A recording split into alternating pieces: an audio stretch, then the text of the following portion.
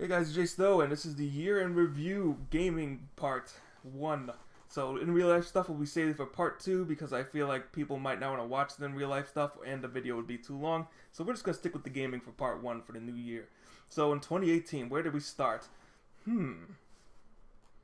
Probably with vrchat. So in January, February, I found out about the meme through my brother, I think, or I found some videos about this Ugandan Knuckles thing, and we were like, whoa, this Ugandan Knuckles thing is funny. Why is there so many of them? They're doing all these raids and go, do you know the way, do you know the way? And running around and going crazy. So we're like, what the hell's a Ugandan Knuckles? Let's go check that out.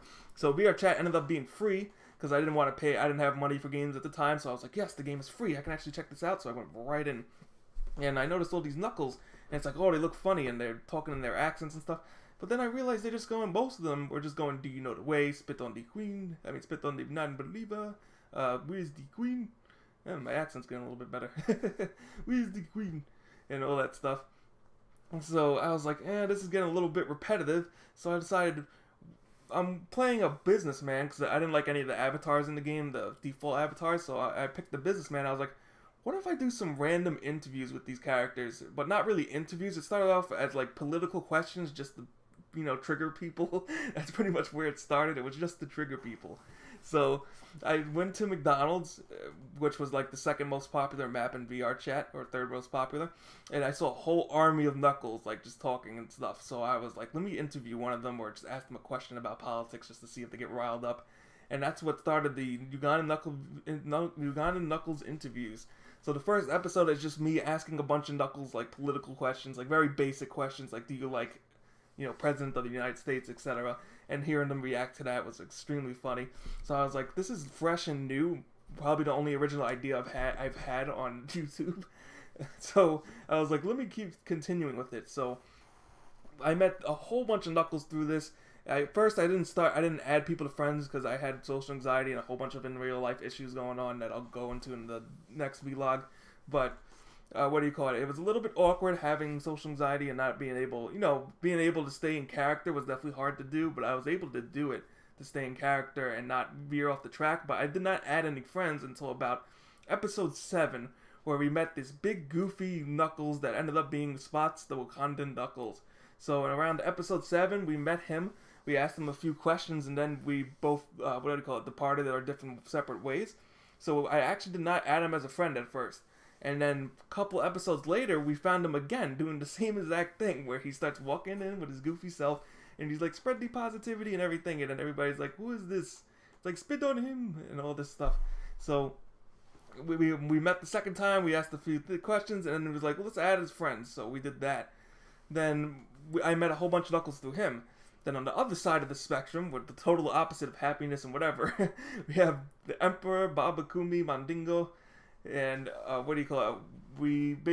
found him on the shores of Uganda, just standing in a corner, if I remember correctly, like kind of AFK, talking to people.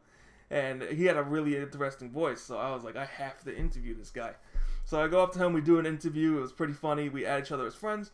And then the next day, or next couple of days, I don't remember exactly, because this was early in 2018, I meet Prince Duff and friends. So Prince Duff, it was actually Prince Duff's birthday, if I remember correctly, and Babakumi introduced me to all of them, and they were talking about how they were going to make this world, and the Discord and everything, and they ended up making basically what now, that's active to this day, the Ebola 2.0 Discord, which is definitely instrumental in keeping the meme alive, because otherwise people don't know, there's not that many Knuckles related Discords that are alive at the moment, but 2.0 is still alive and strong.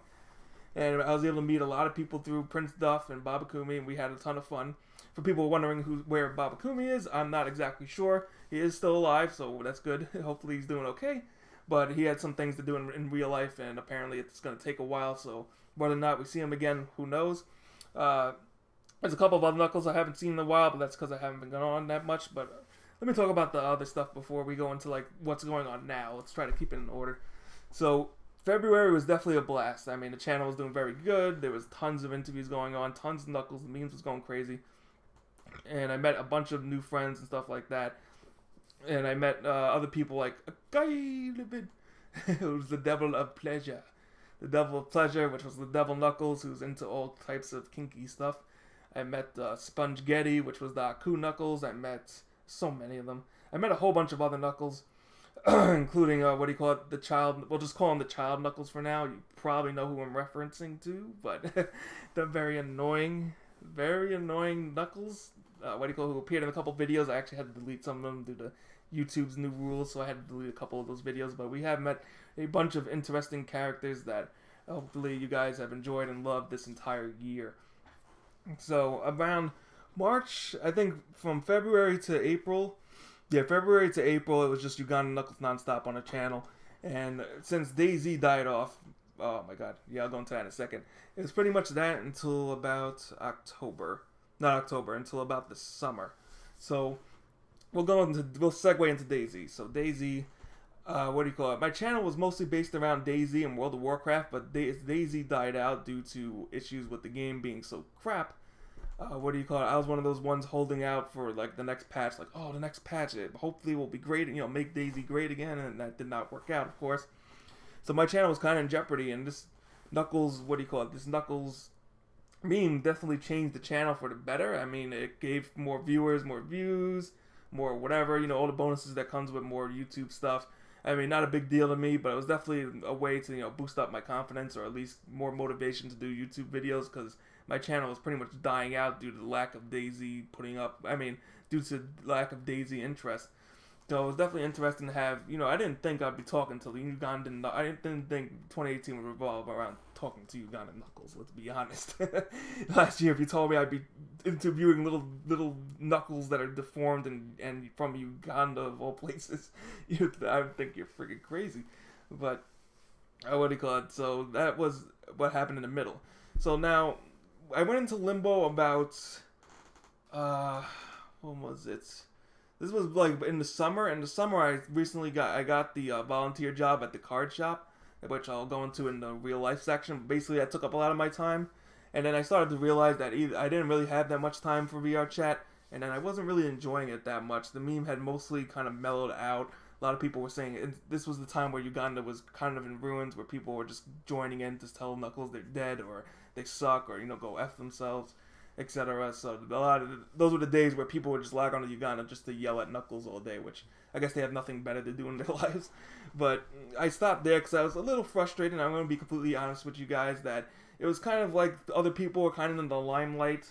Not going to name, maybe I can name the people, but, there was some Knuckles in the limelight, and I felt like me as a person and as my YouTube channel, it seemed like it was focusing more on the people in the limelight than myself. So I was getting not salty, because I'm happy for their success. They definitely made successful channels, and they met other people through me, which is awesome. But I was kind of getting a little irritated that my channel was kind of stagnating again. So that's why I originally stopped doing, VRchat around the summer, because I felt like, at the same time, while it was cool and all, and I know people would watch the videos almost every single time, I wasn't really having fun with it. And as I usually said, if I'm not having fun with it, I probably won't keep doing it. So I knew that I was taking a huge risk that not doing Ugandan Knuckle videos or VRchat videos would kill off the channel, but at the same time, I would be happy to do something else. So that's around the time when Magic Arena came out. So while I wasn't playing much VRchat, Magic Arena was a godsend. Oh my god. So I got into the early beta. So I got in like the first wave. That's probably because I dropped $40 on Magic Duels. And then 2 days later, they canceled the game. I'm still salty about that. It's like I just dropped $40 on your game, and then all of a sudden, oh, we're closing down shop, and we're not going to add the last expansion for no reason. They stopped in the middle of like an expansion set. I'm like, are you serious? So I guess they rewarded me with a free early access beta. But Magic Arena, holy crap, it is like the resurgence of Magic itself. It's a very good game. It runs pretty smoothly. It has most of the rule sets working. And it has a bunch of different formats so everybody can play. And the best part is it's free. And then unlike Hearthstone, I think it has not the most generous free-to-play, because I think Shadowverse has the most generous free-to-play. But Hearthstone is definitely, it's definitely better than Hearthstone for rewards, because not only do you get the same amount of booster packs per day, you also have a chance to get some random cards, which is always fun. Could lead to some disappointments, but that's what it is. And it was definitely it's a lot of fun, and for me playing Magic, it's definitely a godsend for people who don't play much Magic like me, or don't get to play much Magic, because there's no local card shops really to play at. or I was too busy volunteering, so I didn't really play that much, or my brother actually quit Magic, so I couldn't really play much Magic to begin with. So it was definitely a godsend. And I started streaming a little bit, but I haven't really had much success with it, but we'll go into that in a different vlog. But basically, I haven't had too much success with it, but I'm trying to build up my Magic community, or at least my Magic videos, over time to see what happens, because that's going to be one of my main games. Since I'm not as focused on vrchat as I used to, but that's probably because I overdid it. And I think taking vrchat in little steps, like Lego Man said, yeah, that's what I forgot, Lego Man, creator of Toxic Uganda, he gave me some good advice, basically just saying you can't please everyone, and even if you just make 1 or 2 videos a month, it should be good.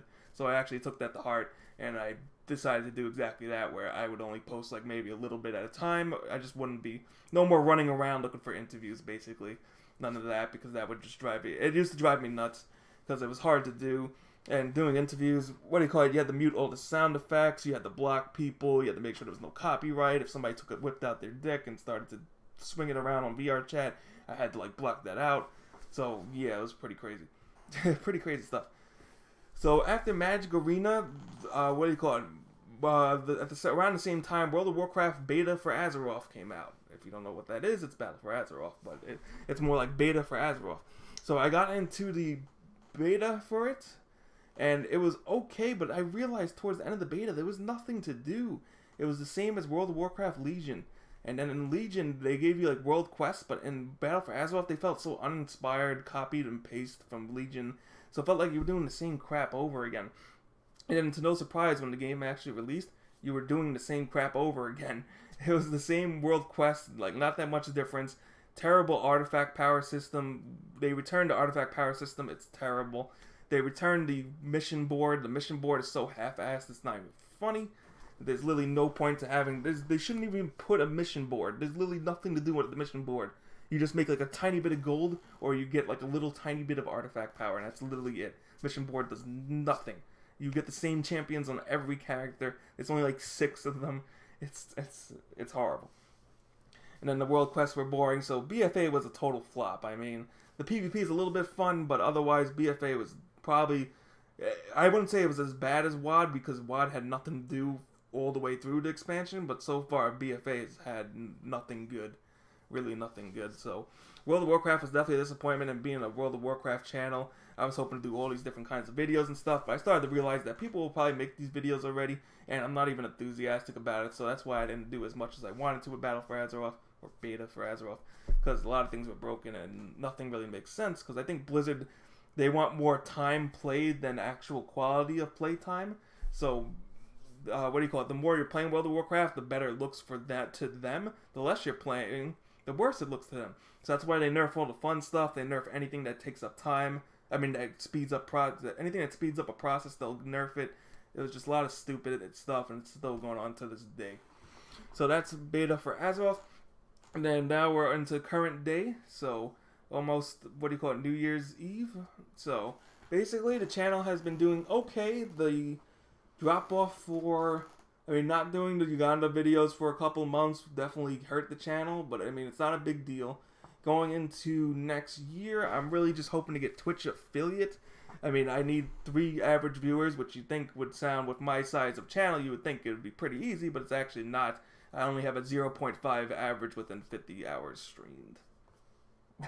I mean, I feel bad about it, but I'm not going to go around begging for viewers or anything, but I mean, I would appreciate it if you guys just stop by, say hi. I mean, if you want to watch, you want to watch. The thing is, I don't stream vrchat due to security reasons, mostly due to people spamming the N-word, which actually happened today. Somebody was streaming and somebody spammed the N-word like really loud, and I was like, good thing I don't stream this game. And then nudity and all, and then personal information, stuff like that. Definitely don't want to get that out there. So hopefully into the new year, goal for the channel is basically just to get Twitch affiliate. As far as YouTube, I'll pretty much keep doing the same stuff. I did get a lot of good feedback from a couple people on the last vlog about changing up the channel, but there's only really so much I can do. I'm not super creative, and I'm definitely not, a big channel. There's not much I can really do. I'm on a semi-tight budget, so it's not like I can just go out and buy the latest games on day 1 release and then stream them or whatever. Plus, I got unpartnered from YouTube. I mean, not from YouTube. I got unpartnered from Curse, so I don't have any of the protections. I put in quotes because I'm not sure if there was any to begin with. but I don't have any of the gaming protections I used to have. So that means certain games are pretty much off limits, or I'll probably get flagged eventually. So it's going to be hard to make YouTube videos in the future. So that's why I'm sticking to more friendly, gamer-friendly YouTube games like WoW and like World of Warcraft and Magic Arena, which don't have any copyright issues. So that's good. So I'd like to thank you guys for watching this vlog, or this year in review as far as gaming. I hope you guys enjoyed it. Thank you. I appreciate everybody for subscribing for that. I would hope to have more VR chat in the future. Actually, January 1st on Reddit, they're going to spam the our funny Reddit with Uganda Knuckles memes and stuff. So who knows, Uganda might pick up for a couple of weeks or something like that. But it's going to be pretty interesting to see what spam does. They might close down the sub if it gets really bad, where everybody's going to get banned. But basically, it should be interesting to see what happens with the Uganda Knuckles meme next year. See if it can survive another year, because it's more of a way of life or something fun to do. And I think a lot of people are just like, oh, it's the way, it's not funny, it's stupid. In some ways it kind of is, because the kids and normies ruined it. But for other people, it's something to do, and you make friends through it, despite the fact that you would think talking about Ebola and do you know the way would be stupid. But you never know what you can make of something, and as long as it's fun and it doesn't hurt anybody, it's not like it's gonna kill anybody talking about Ugandan Knuckles or anything like that. So it definitely works out. So once again, thank you. Appreciate you guys for subscribing and stuff. Look, I will be posting hopefully the part 2 soon, and I will with the in real life stuff, and I'll see you guys next time.